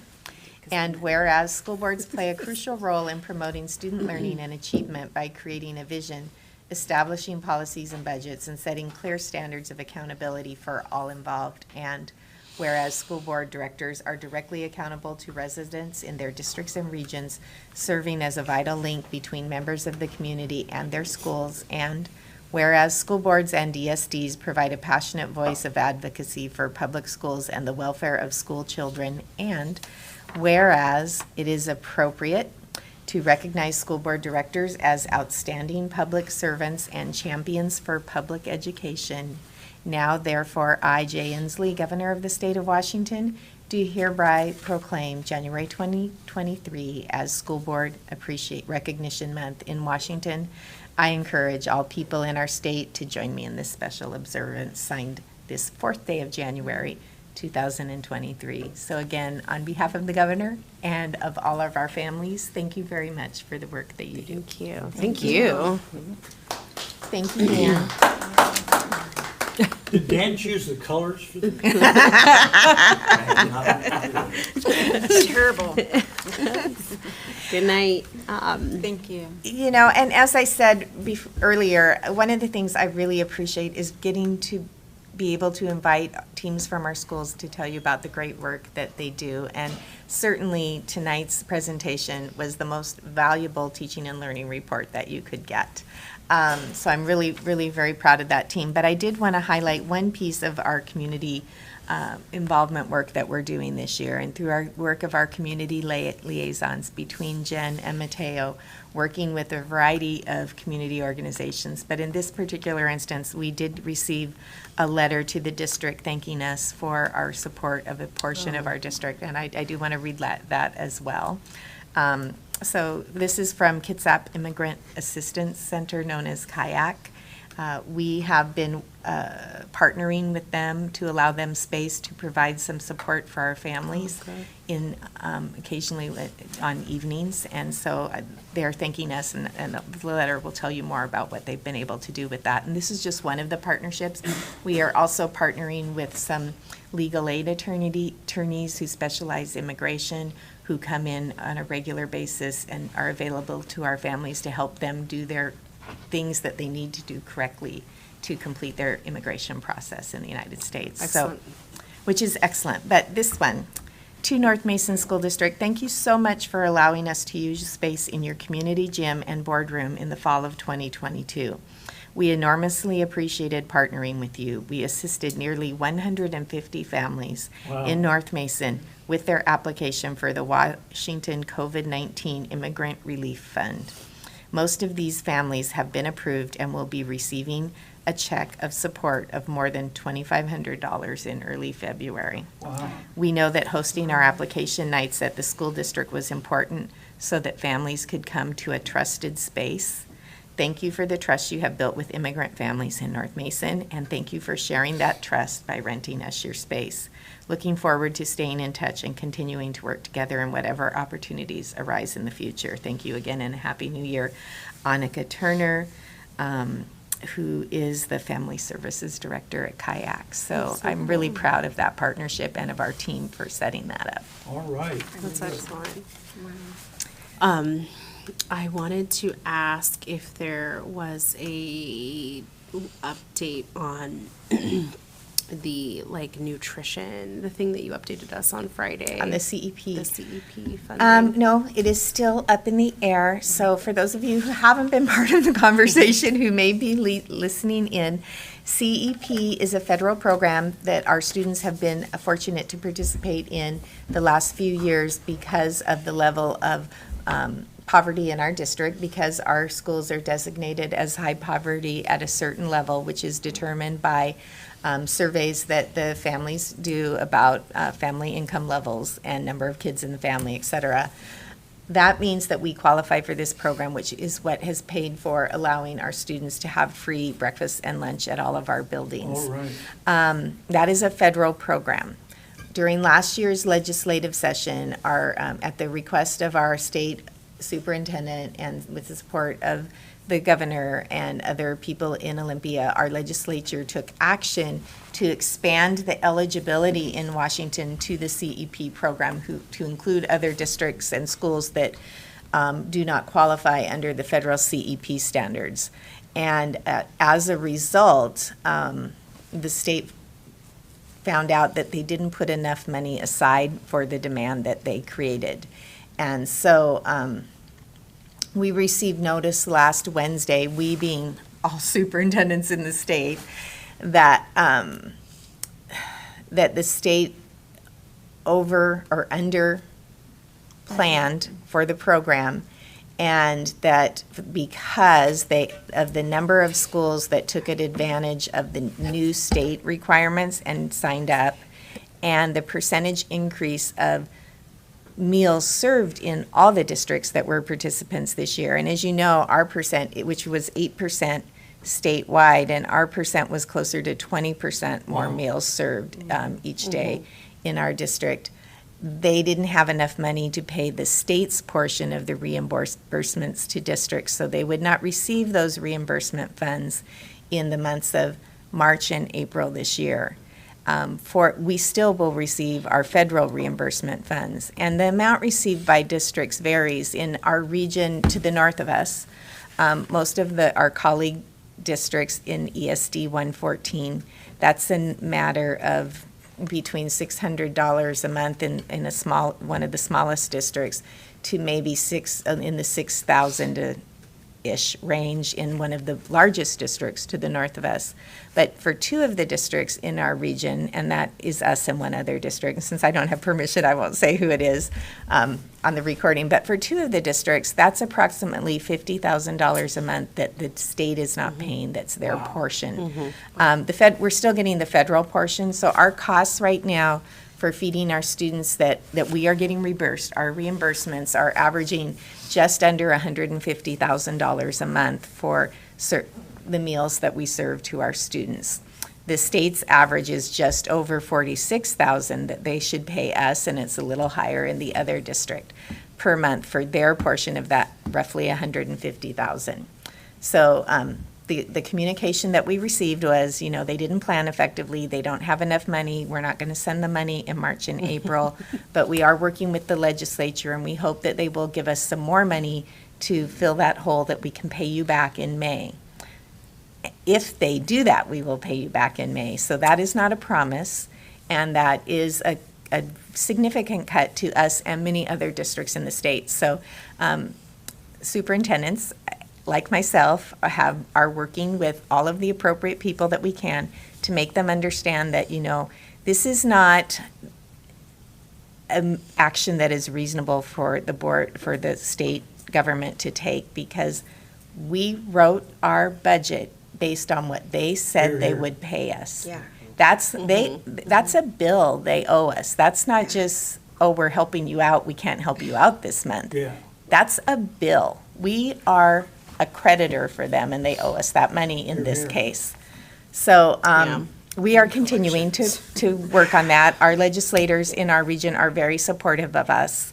And so I do not have a positive resolution yet, but we are continuing to push on that. What creates that variable to where we are needing that 46,000 versus a district that it's only like $600? Well, the district that's in the hundreds of thousands is one of the smallest districts in our ESD. So they have a lot less students than we do. Okay. But the district that's the biggest one in our ESD is only roughly around around $6,800 in the chart. But that's because of in many districts, what the new state rules did is it allowed you to combine schools to get to that percentage. We're at that percentage in all our schools. In other districts, poverty percentage. It's the poverty percentage. In other districts, they might have a school, or depending on the size of the district, multiple schools that are high poverty, and then some that aren't. And so we need that money for feeding all the kids in our district. And although, so it's a little bit different. Thank you for sharing that update. Thank you for all the work that you're doing on that.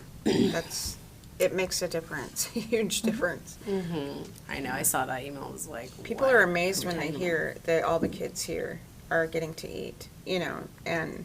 Well, and they're working to expand that to all kids in the state, but when they only expanded it to a certain degree this year, then they didn't plan for how many people could were take actually advantage in of that They amount. expected a smaller percentage They of expected, districts to they expected to enroll have smaller a students. smaller bill, basically, than they have. So is House Bill 1238, that's expanding, is that the one that expands free meals to everyone in the state, or is that It's supposed gonna to expand it fix a little this? more, but if it's not any better plan than last year's bill, it's not helping. Okay, Because so that's where we are probably right not gonna now. help. Okay. So your testimony, if I were testifying, I would say, we are so pleased that you're taking this idea seriously, and it's so important to feed all of our kids, but make sure you budget to actually do the job. Yeah. And I think that one, this point. will slide into my like ledge update later, so never mind, I'll just pause on that, but I have a piggyback on that. Are there any other teaching and learning updates, Dana? I am sure there are so many things that I can share with you, but I think that I will just let it rest with the report from Sand Hill tonight. Thank you. Thank you. We're at upcoming board letter columnist. It's just a reminder for the team up here that January, it sounds like John's gonna do the Sand Hill, maybe, for your newsletter. We've got Leanna in February, Laura in March, myself in April, and Eric in May. Yeah. So we're now at the legislative representative report, and that is myself. And I have pages of things to talk about, but I won't go into super detail. The legislative session has started in Washington State. We're in week 2, and I was just I've been chatting with Dana about the different bills that have come up.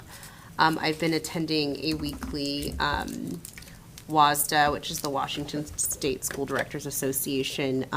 They have kind of a legislative lunch hour Zoom thing to for ledge reps, just to like, hey, here's what bills are coming up and what to look for in the next week, what you might want to testify on or talk to your superintendent more about or get more details on, which has been super helpful. And for me, never having gone through this process before, it's really illuminating and really just like, to me, my reaction was, I can't believe that and I'm just looking at the 2 education committees, one in each chamber, and to me, it's like, I can't believe there are this many bills in, this is only week 2, and there's so much information and so many bills that people are trying to pass.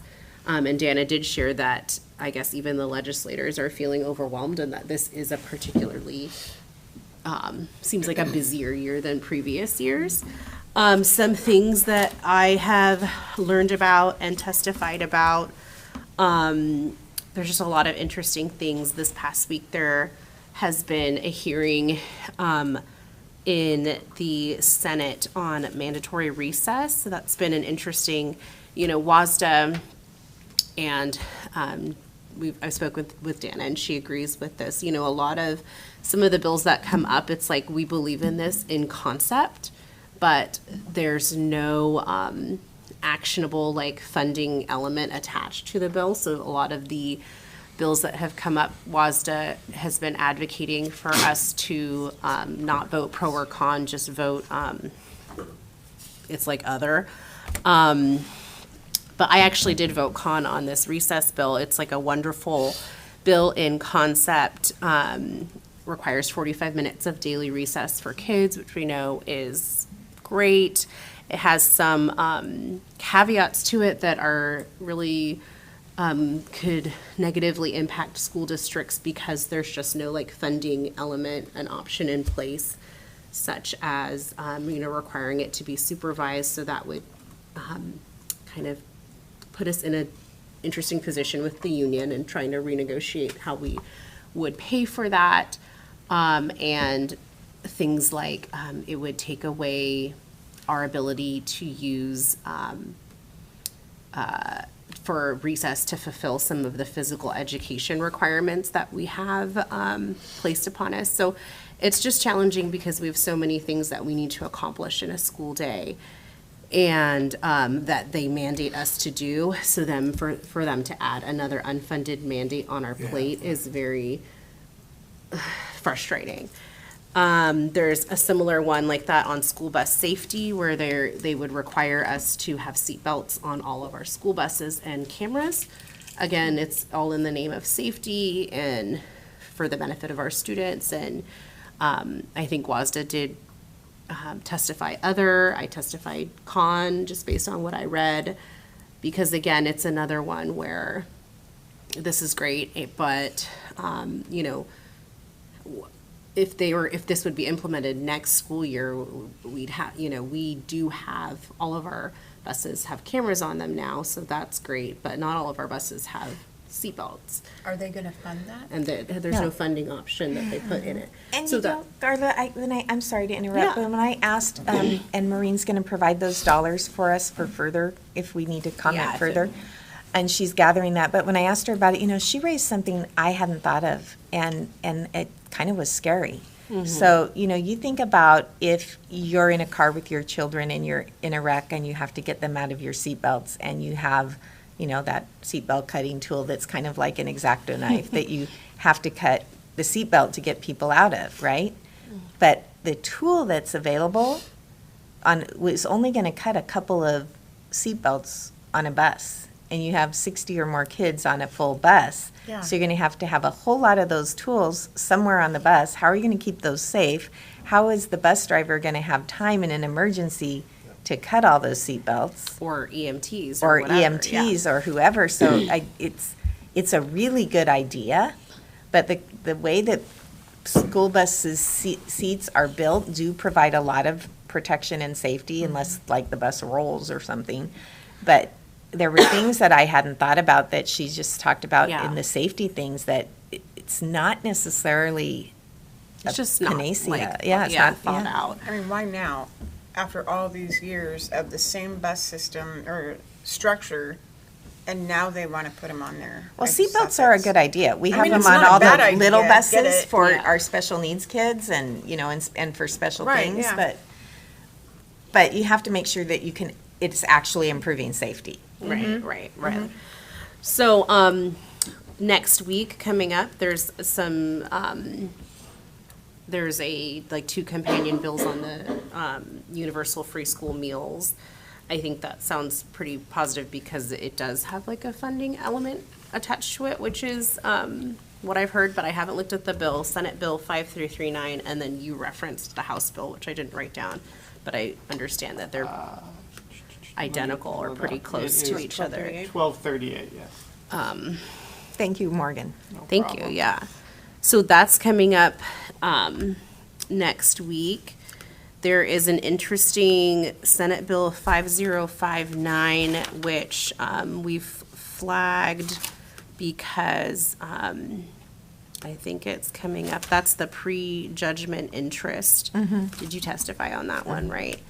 That's. I will send you my testimony. Yeah, and I think they sent us that same letter you sent me. That's one that is really quite interesting. It's not in the education committee. It's like in laws and justice, but it would impact school districts because it's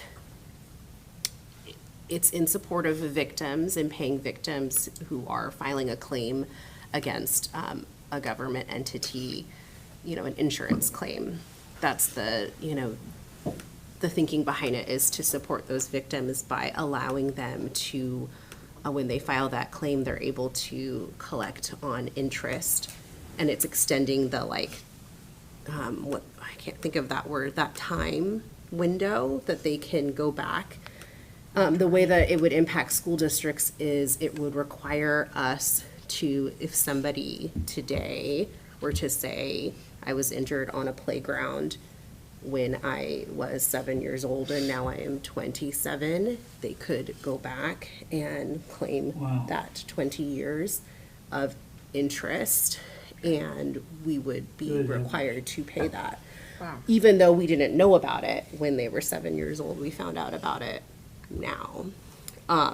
So that has been flagged, and there's a lot of heat against it for that reason. There's some interesting dual credit bills that are coming up that one Republican led that Dan Griffey's on and one Democrat-led. I want to dig into those more that would support Running Start things. And there's a lot of SPED energy this year, and OSPI has a bill that House Bill 1436, that they're really promoting and that they got a bunch of legislators to put forward, but it's really their baby, is my understanding, to fully fund special education. So we're excited about it because it would remove the arbitrary 13.5% funding cap. It would increase the tiered multiplier of what they're paying. It would create a new funding model where we can apply for money on the front end and build it into our existing, and it would be built into existing cost worksheets that districts are already familiar with. It would look at prior year expenditure trends and adjust for that if it could see, like if a district consistently spends more, then it sounds like it would adjust for that. I heard a presentation on this today, so. And it would include ongoing access for inclusionary training for professional development. So there's a lot of excitement over that. I haven't read the bill yet, and it sounds like it has good momentum. And we were kind of asked to like think about the local context there and how, if something like this passed, how would it change how we serve our students, which I think is a really great question. But there's a lot happening, a lot of random things I voted on and not voted on or stated my position on. So I just encourage anyone, we had that great roundtable, and some of the stuff that came up that the students were concerned about, because Dana and I are in this legislative brain right now, we kind of were able to help shift their thinking to like, some of these things you're concerned about aren't things we can solve at this level. They're like systemic things that the legislature would have to weigh in on. And they got really, I think they got that. And like Morgan was saying earlier, we're started to ask really good questions and wanted to be involved in how to share. So that's that. Whew. Thank you. There's a lot more, but it's getting it's getting hot, I feel like. I'm gonna move on, unless there's any questions. Looks like all of this is same stuff. Well, compared to what we hear from other states, there's nothing threatening here. There's things they've overlooked, but they mean well, and they're positive sort of things. There is one, yes. Yeah. I would say that. There's an interesting one that I didn't vote on. And we'll see, a lot of this stuff won't make it out of committee. There was an interesting bill about setting up essentially like a compliance, like a way for parents to formally complain about what is like if they believed that a district was not following state laws. Specifically around diversity and sexual harassment and things like that, which in theory is a great thing, but we already have a system for that. We have the Ombudsman, we have the Office of Civil Rights, we have all of those things. So it just feels really redundant. It kind of created this weird, like, I don't know, like it felt very threatening of like, okay, it's going to create this like thing that parents can just come what stops at us. them from complaining about others. just going there first and not going through the processes? system. Right. That's So, concerning. but it is going to be an interesting session, and Arla is doing a great job representing you guys. Yes, she is. Thank you. Thank you. Okay, we're on to monitoring reports and a policy review. Does it look like we have any actionable monitoring reports? But we do have an actionable policy review to discuss. Yes, which is exciting. Although, first we're at the ER8 and ER5, the Communication Council to the Board and Budget Execution. That's just from last month, right? And so is there any further discussion on those? Okay. Right? Nobody? Nobody? Okay. So we do have an action item, GP2E6 procedure, student representative to the Board of Directors. We are going to be considering revisions to this current governance process. Dana, do you want to give a summary? Yeah, and typically in procedures, we don't bring them to the board, but because this is part of the governance process, we receive communication with a recommended change, as we often do from WASDA, either required or recommended or, discretionary, with legal language around the student representatives to the board. And so there's a change in here that's specific to that, but also Morgan was looking through the procedures as well and noted that there was a piece that we hadn't been paying attention to for a number of years, and in fact for so long that the wording was so outdated that it was ineffective. So there are two changes in here. The first one is on page 2, lines 4 through 9 is where or 5 through 9 where there's some additions, and that addition is really exciting, and we've had conversations and we've been growing as a district and across the state in building opportunities for student voice in the work that we do. And we've had often when we've taken votes at the local board level here in North Mason, although they're only advisory votes, we have had our students participate in the vote along with the board, but their votes we haven't recognized in that process the importance of the advisory piece of that. And so I really like this language because this puts that in writing and gives it a place in the board agenda.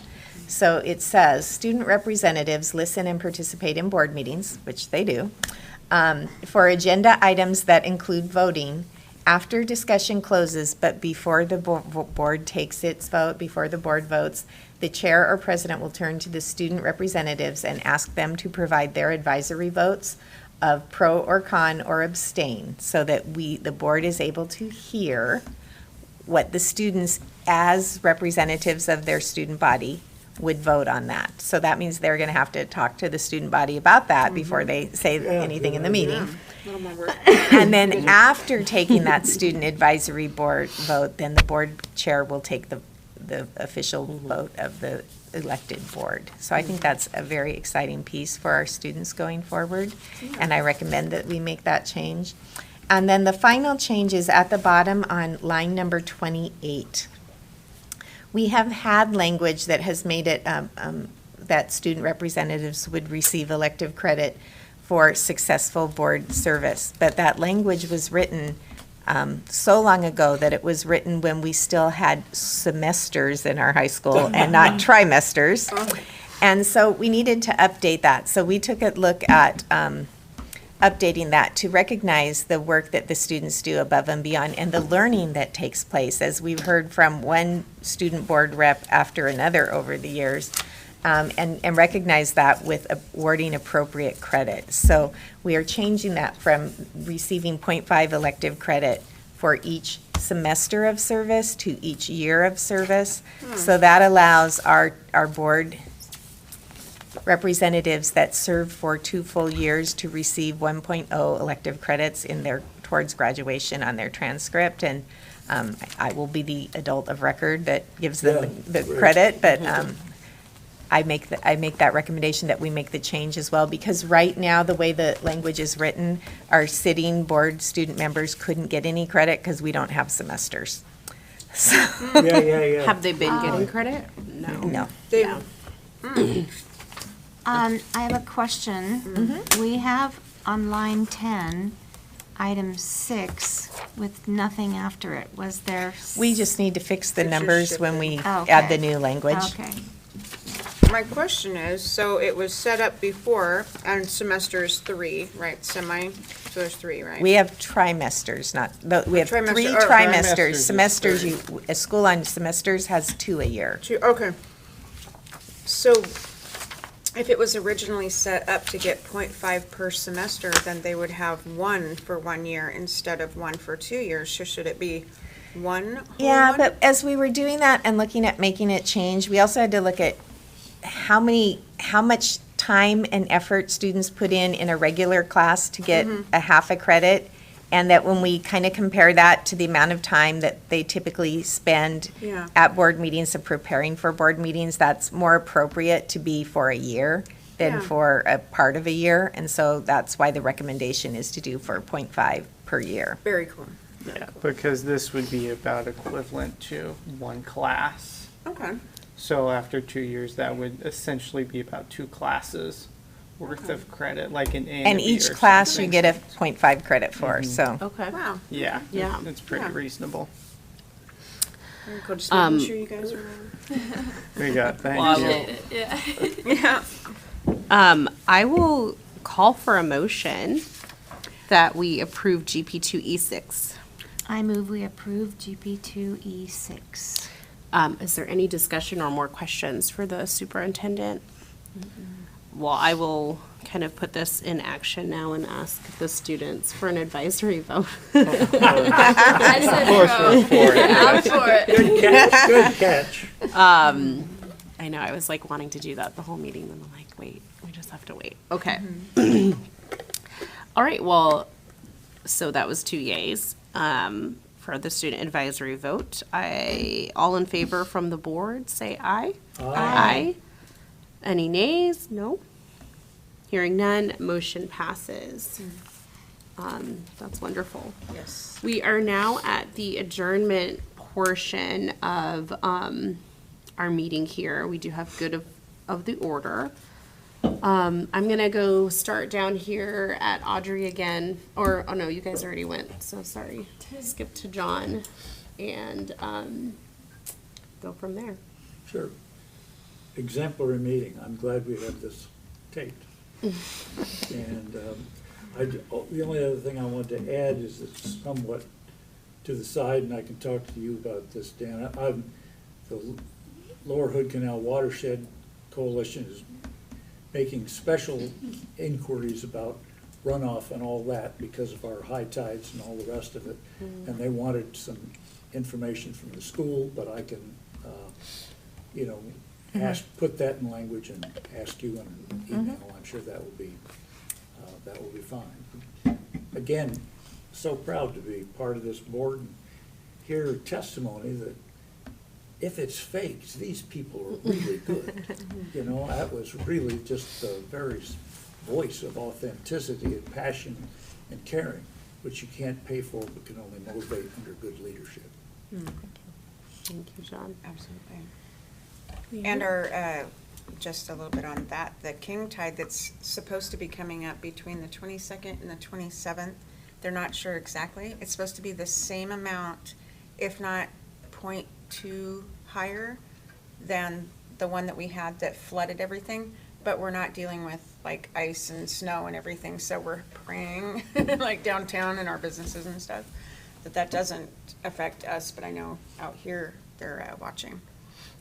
One of the things I wanted to comment on is today, I did conference for my son, and they don't typically set it up for everybody. If they got a kid just performing at optimal levels and no problems and whatever, the kids don't have to, come in and do that, unless the parent wants to. But in this case, my son, he's been struggling, going into his teenage years and just kind of taking old stuff with him from elementary school. It's kind of just dragging with him. And they're like, your son is so smart, and I'm going, that like felt good and it made him feel good. But this way that they do it now, all of his teachers sit. It was really overwhelming when we walked in, and all of the teachers are sitting at the table. And we walk in and there's 6 teachers. He's got 7 classes, but one teaches 2 of them. And I'm like, oh my God. And they're sitting here. So when you walk in, you're the front of the class and you come and sit down with your child. And Mason's kind of like, he has an anxiety thing, and Dad he's like, okay, I'm gonna go sit in the corner, and I'm like, I'm right in the middle, and I'm like, let's do this, and I'm putting on my, kind of partially put on my soft face, but also my armor. I don't know, it's just like a feeling when you come in and you're like, what am I going to expect? Usually you would sit down with maybe one of them or many of them later, and do a 15-minute, round thing with them. But this was, at first I was like, okay, and I'm feeling a little bit like overwhelmed a little bit, but by the time we get to the end, and it was so positive, and even with the problems that Mason has had, they really addressed it, and it was just in a style I've never seen before, especially me growing up with, different things that I went through. We never went through that, so it was very, very positive. I don't know if they've done that with all of them all the time here, or is it like? That's been the format at the high school now for a few years. Oh, okay. Or I mean at the middle school, not the high okay. school.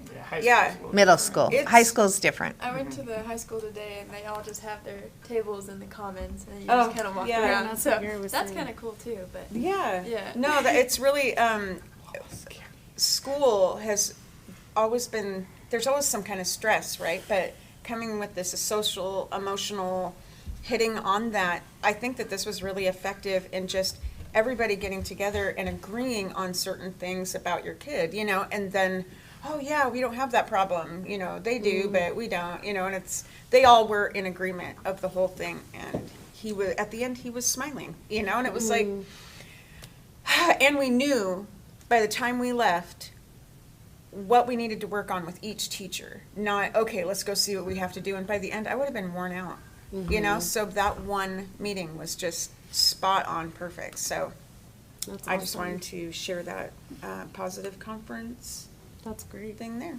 Good training for their dissertation orals. It was- Your son will be a PhD. Who? Probably not, but, oh, well, I don't know. He is, may want to work as a veterinarian, so we could go, into that realm, but, Yeah, I think that sounds really cool. yeah, Actually. it's nice. I have been participating in a lot of ledge stuff, and Dana and I met with our legislators at the Shelton and North Mason Chamber legislative breakfast at the beginning of the month. But I mostly want to share about the roundtable that was this week that I attended with Morgan and Dana. It was really well attended. There were a lot of students, and there was a lot of participation. And a lot of, so they brought up they had some questions for us, and it feels like a lot of their, at the high school, a lot of their, concerns or the things that are at the forefront of their minds are about safety fights and like the graffiti issues in the bathroom, which, was, discouraging to hear about, but important to hear. And, I know there's follow-up happening with Dana on some of the things that were brought up there. We also talked to them about the student board member role, because we have 2 seniors this year, and Dana and I are going to be looking at the recruitment and the current policy that we have, and seeing what it is that we haven't been doing, what it is that we need to shift and change and tighten up in our process. As we look for new student board members, I feel really excited about that and interested in reaching out to any student who may be interested. And I feel like a lot of kids from that group started to like show interest at the end of that, which was exciting. My hope is that, we want a senior and a junior, and we want students to feel like they don't have to be like the straight A, high achieving student necessarily. I think that's wonderful for that to be here too. But, this position is open to anyone, and people can grow in it. And I'm hopeful and excited to see that play out. I think I'll leave it at that. There were I wrote down announcements, I think because at the round table they were talking about different ways that the students want to receive information. Mm-hmm. And I just thought that discussion was interesting, because they talked about how the announcements are sometimes hard to hear, and like all these things going on that we want to share about, or we need them to know about. They're often like, we didn't know about that because we can't understand it. And so it sounded like there was going to be follow-up in terms of like getting them information via the televisions in the cafeteria and flyers on the wall, or like just something written in their classes that they could look at. So I love doing the roundtables, and I think we're also talking about having them more frequently and with smaller groups of students. And this big group of students was really excited about that idea of smaller groups, and they said that, you know, I asked, would that feel intimidating? Would they feel like they were more on the spot if they were just them and a few other students and like a school board member and the superintendent? And actually most of them, I think all of them said, no, like that would be great. And that while there is benefit in like the large groups and like kind of the back and forth, they think they would get a lot out of a smaller group, which is what we were kind of hoping to hear. So Like doing one smaller or like two at a time? No, Like not at the same time. no, one at a time, but we would maybe have them even weekly instead of right now quarterly, or this is It's monthly. monthly right now, yeah. And only have like one of you at one of those a month at the most, so we'd spread Yeah. out your time. Going off of that real quick, what we're thinking about doing is there's 2 lunches that are they're not back to back anymore, but they're within 45 minutes of each other. We're thinking if you guys want, maybe doing one for first lunch with a group of kids, and then one for second lunch with so the second group of kids. We'll work on that with Jackie, because we're also going to do them at the elementaries and the middle school too, so we want to make sure. Yeah. So we'll have Nevaeh work with Jackie on that. Okay. I'll Yeah. let her know. Yeah, thank you, please do. That's great. Eric? It was a pleasure in December to see a bunch of our students volunteering in various things in the community. One I really kind of wanted to highlight was down at the hub. There were a couple students, one from the elementary and one from the middle school, that were getting blankets and gift baskets for seniors and putting those together. And I thought that was that's really, neat. really cool. That's very cool. To see, kids out there doing that for our community. That was really outside of everything. It was just a pleasure to see. Awesome. So, That's awesome. Laura? Well, first of all, I want to say I'm sorry I wasn't here in December to be able to vote for our new president and our new vice president, but I totally support that decision. And also, I'm excited about the listening tours. That was something that we learned when we were at WASDA at the conference, and it was really exciting to hear the success the other school district has had doing that. So I feel like we can make that happen if we can rotate it somehow for all of us to be able to be a listener at some of those tours. What was the other thing I was going to say? Oh, I'm really happy with the new revision with the student board representatives. I think that's a great move in the right direction. I agree. I had something else too, but I didn't write it down, so, well, okay. Dana? I think I shared everything so far tonight. Thank you. Yes. Okay, well, we're at board self-assessment, which is me. It's bright yellow paper. We are all present, 5 of us, and I'm going to go through this general meeting behavior. The agenda was well-planned, satisfactory. We followed the agenda and did not get sidetracked. Yes, we were prepared for and contributed to the meeting, certainly. Proceeded without interruptions. Deliberations were public. Participation was balanced. We listened attentively. We conducted work in an atmosphere of trust and openness, and we treated each other with respect and courtesy. That I am marking all satisfactory. I think I will make a comment. I think we should make a point to all of us silence and put away our cell phones at the start of the meeting. That is the only comment that I will make on that. That is not directed to any one person, trust me. Governance principles review, were these principles followed, yes or no? Board actions occurred at the policy level, yes.